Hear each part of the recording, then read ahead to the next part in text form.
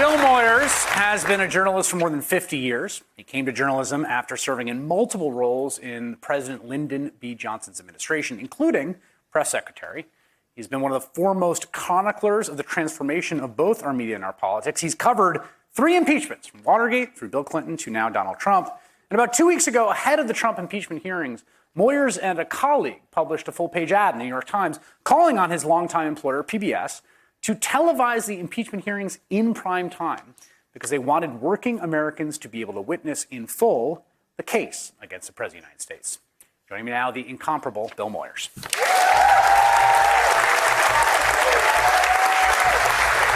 Great to see you.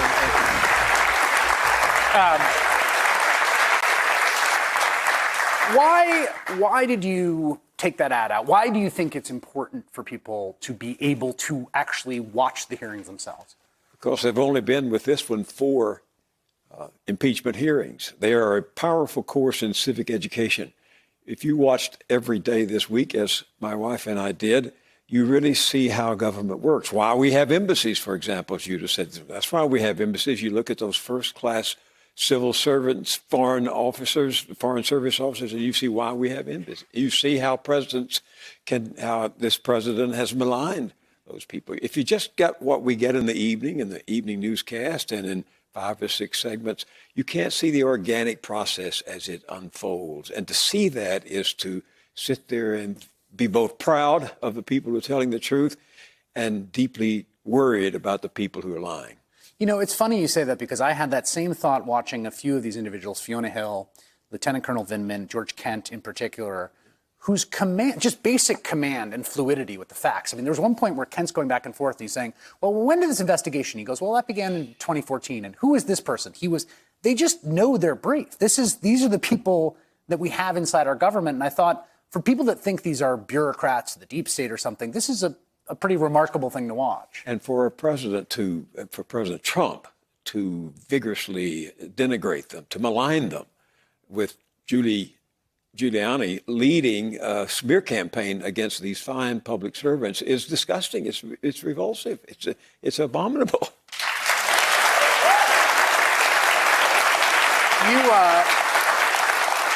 You covered Watergate. You covered Bill Clinton. You're now watching this.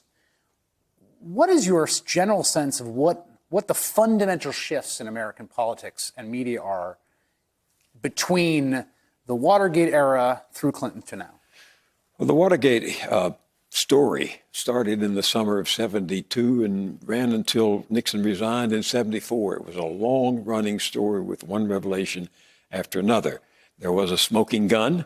That was the missing tape that Nixon first released the transcript of and then was required by the Supreme Court to release the whole tape. And I wonder, Chris, I just wonder if there isn't a tape of this conversation between the presidents, Zelensky and Trump, that isn't back there somewhere in that closet.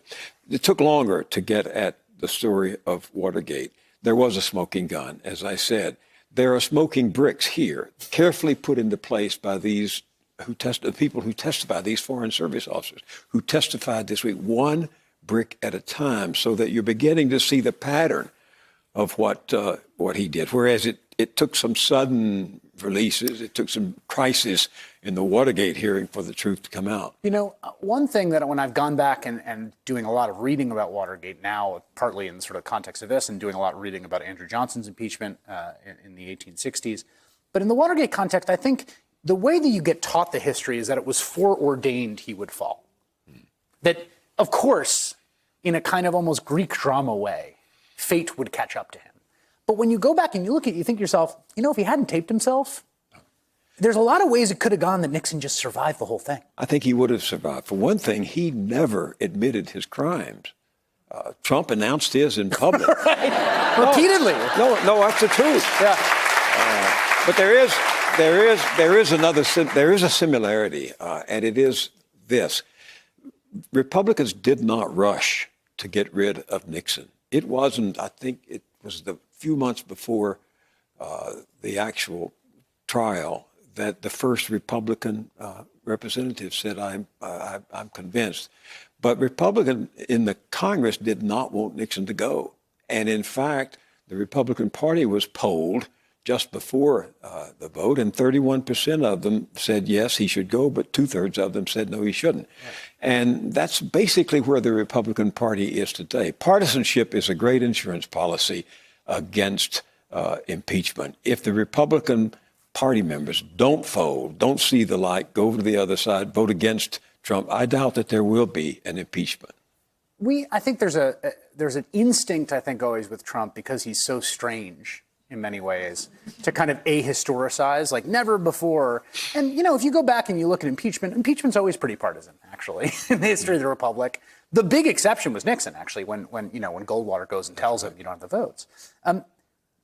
Is it stronger now? Is the sort of, politicians, political scientists talk about polarization, the intensity of that, the media environment and the way that can feed polarization. Do you see it as way? Of course. I've seen extreme partisanship dominate politics in the last 20 years, beginning with around Newt Gingrich, who believed in treating your adversary not as a foe, but as an enemy, not to be defeated, but to be destroyed. And that has been contagious. And you have it now, and you see it in the Trump testimony and in the Trump hearings. If the Republicans hang tough as they did, if they cling to their false defense of the president, ignoring the evidence and live with their lies, it's going to be a long, drawn-out fight. The other thing that's changed so much, of course, is the way the media works and the balkanization of it. And I should say, the people watching this right now, we have people across the ideological spectrum that watch our show. I know that because people come up to me and people, I think, assume like, oh, you're just preaching to the choir. But that said, the media is quite balkanized right now. And back during the Watergate hearings, you've got 3 networks that basically 80% of American households are watching, and that's just that.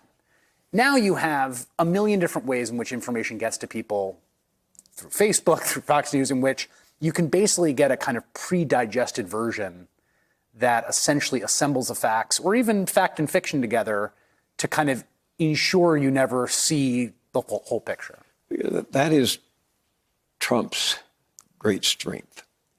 He wants to own reality.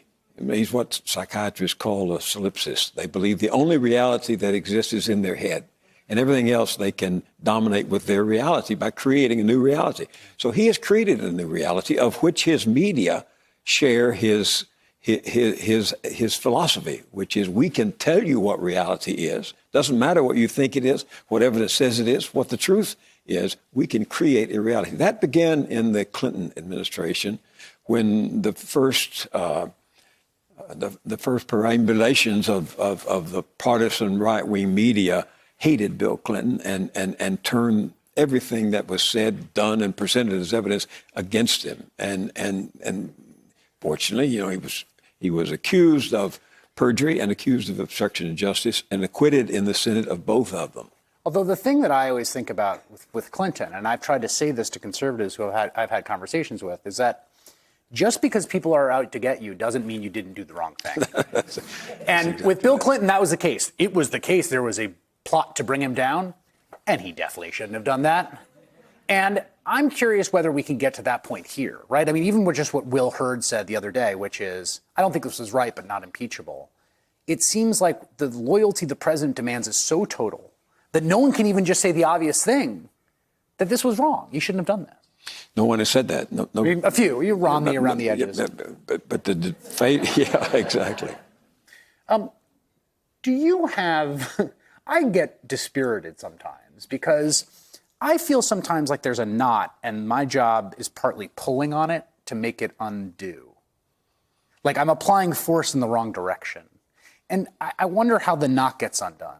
Particularly as I watch this impeachment, like how confident are you that some of the worst pathologies that we have in our politics right now can be undone? I think they are here until there is some kind of transformation in the American culture and in the American body politic, until enough people, I went to listen to Robert J. Lifton, one of the great forensic psychologists of our time, wrote magnificent books about the survivors of Hiroshima, about Hitler's Nazis, about people who experienced trauma. Yeah. And he says there's only one way we're going to get out of this, and that is to do what Václav Havel, who had been the champion of freedom against the communists in Czechoslovakia and became the first president of Czechoslovakia, said, you have to live in the truth. Everyone else has to live in the truth, and you have to attach yourself to organizations that are trying to serve the truth. If enough of us do that, we might yet see our republic saved. Remember what Grover Cleveland said, that the ship of democracy, which has weathered many rough storms, may, like any great ship at sea, sink from the mutiny of those on board. Throw them out and start putting the ship of democracy in the path of the truth of our experience, and we'll get through it, but only if we do that. Bill Moyers, thank you.